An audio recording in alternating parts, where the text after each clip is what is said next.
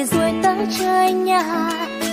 Nếu như anh có dịp thì mời anh ghé qua, ghé thăm nơi bản làng người Tây Bắc chúng em. Bóng đêm ngon lửa hồng, vò rượu cần chưa uống đã say. Người sẽ cứu chúng em yên bình nhưng lại đậm một chữ tình. Nếu như anh có dịp dừng đôi chân chút nhà, ghé thăm phiên chợ tình cùng xe duyên chúng mình. Tiếng ca vang núi rừng nhịp nhàng từng câu hát then.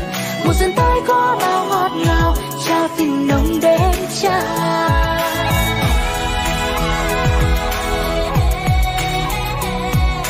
Chào một mùa xuân mới muôn hoa khoe sắc như đang đón mời.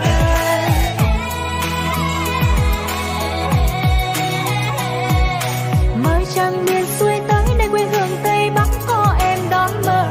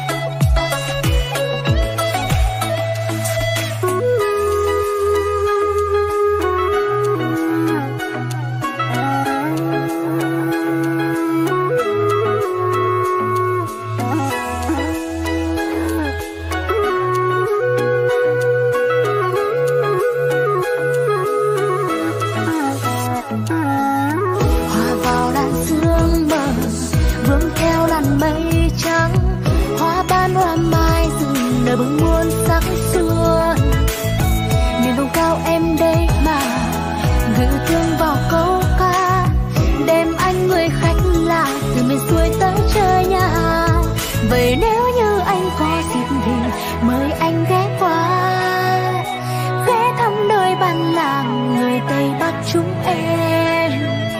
Bóng bên ngọn lửa hồng, vò rượu cần chưa uống đã say. Người sẽ cứu chúng em yên bình nhưng lại đậm một chữ tình.